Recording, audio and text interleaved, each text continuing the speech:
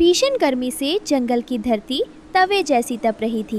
बरगद के सूखे पेड़ के खोखल में रानो चिड़िया अपने दो बच्चों गुड़िया और कुक्कू के साथ दुबकी बैठी थी। प्यास और गर्मी से बच्चों का बुरा हाल था। माँ, गला सूख रहा है, क्या हम मर जाएंगे? माँ, मुझे भूख नहीं लग रही, बस कुछ मीठा और ठंडा खिला दो। मेरे पंख चल रहे हैं।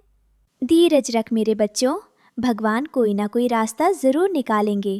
तभी रानो को याद आया कि उसके पास एक पुराना संदूक है जो उसे उसकी दादी ने दिया था। उसने उसे खोला तो उसमें से एक चमचमाता सुनहरा बीज निकला। रानो तुरंत उड़कर वैद्य तोता और तोते की गुफा में पहुंची।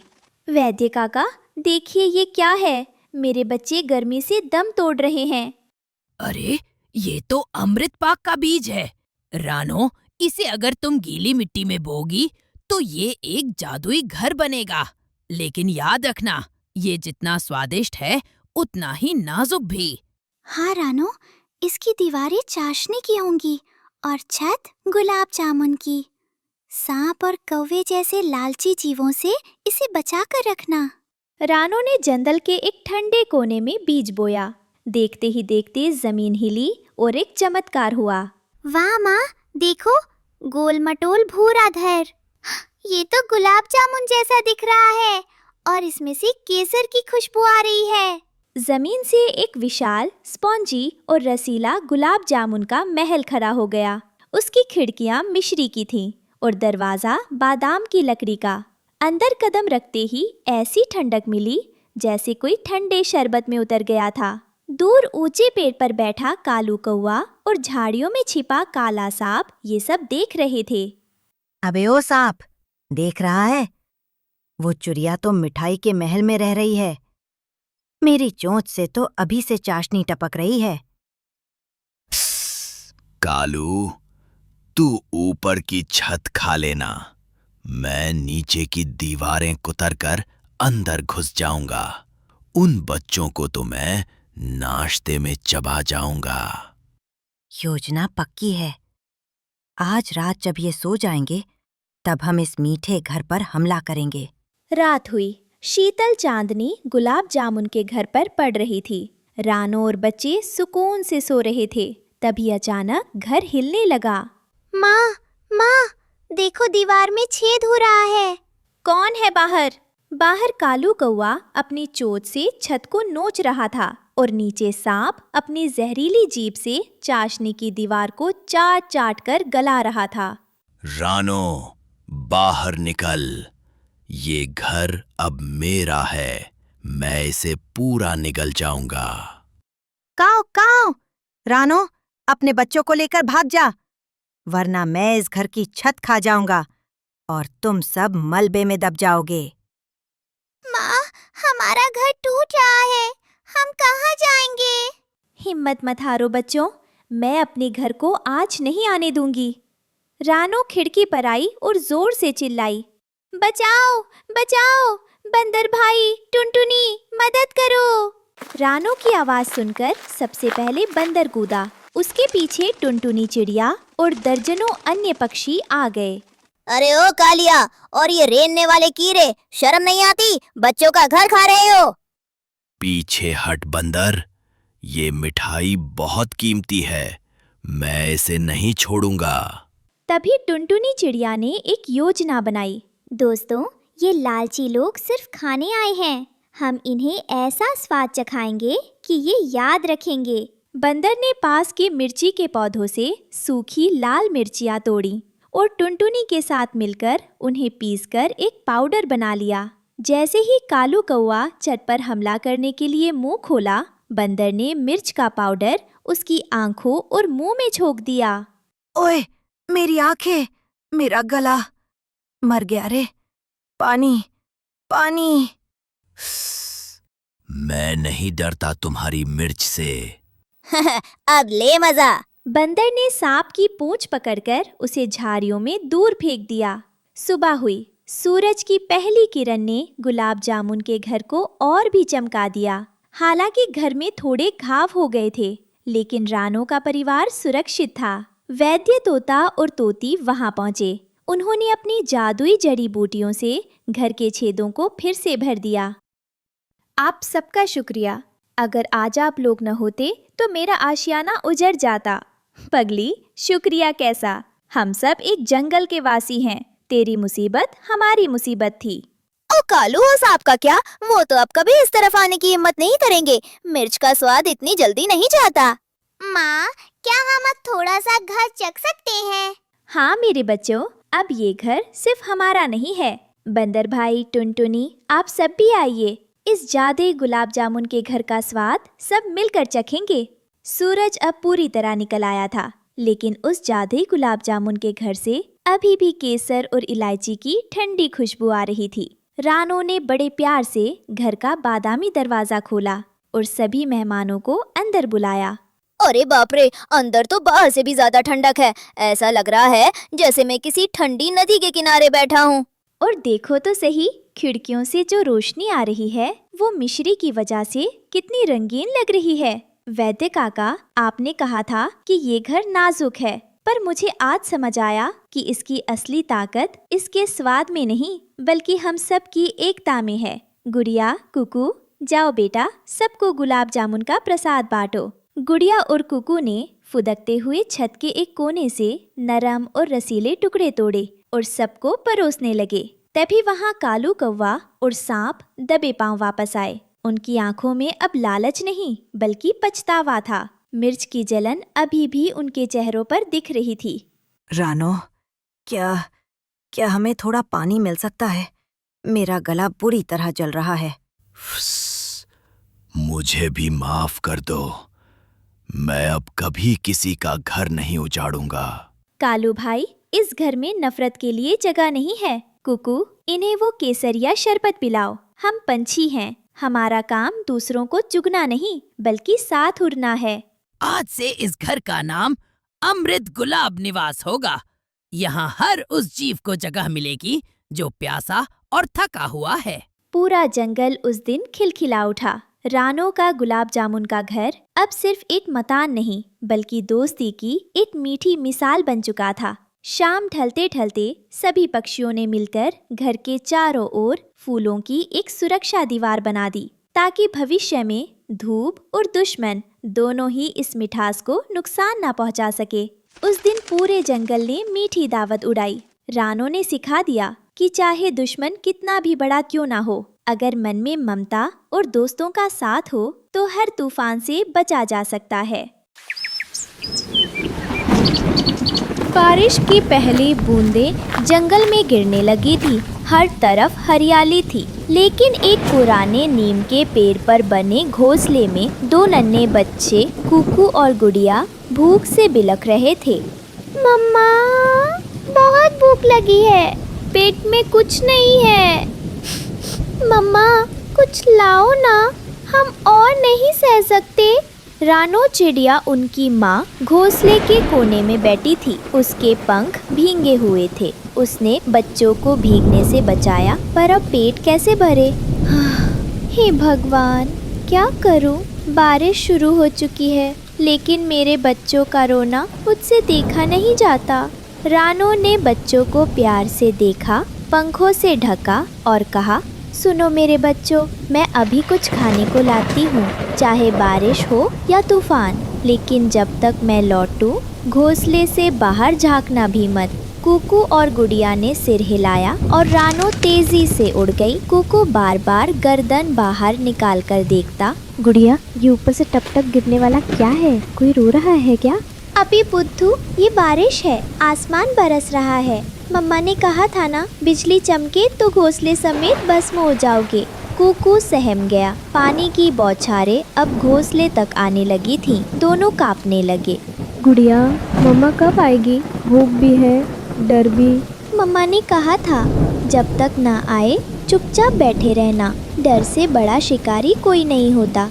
रानो चिड़िया को कुछ गेहूं के दाने मिले, लेकिन बारिश इतनी तेज थी कि उड़ना मुश्किल हो गया। एक डाल पर रुकना पड़ा। हे राम, बच्चे अकेले हैं, घोंसला खुला है, बारिश बढ़ती जा रही है। तभी पास की डाली पर मिट्ठू तोता उतरता है।